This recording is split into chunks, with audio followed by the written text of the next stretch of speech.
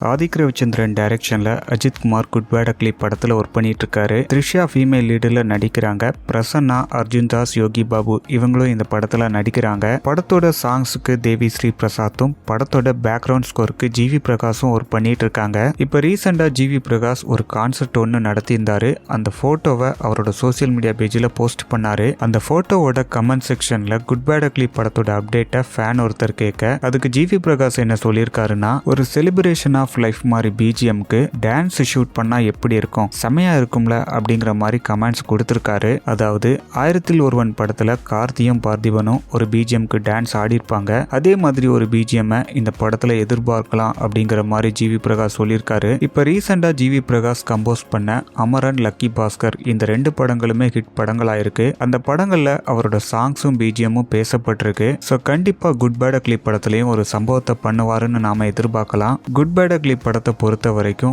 Announcement பண்ணும்போதே Pongal release அப்படின்னு தான் அப்டேட் பண்ணாங்க. ஆனா இப்ப விடாமுயற்சி படத்தை பொங்கலுக்கு ரிலீஸ் பண்ண போறதா அப்டேட் பண்ணிருக்காங்க. ஸோ குட் பேட் அக்லி படம் மே 1ஆம் தேதி ரிலீஸ் ஆகும்னு சோசியல் மீடியால அப்டேட் பண்றாங்க. ஆனா அபிஷியலா இன்னும் கன்ஃபார்ம் ஆகல.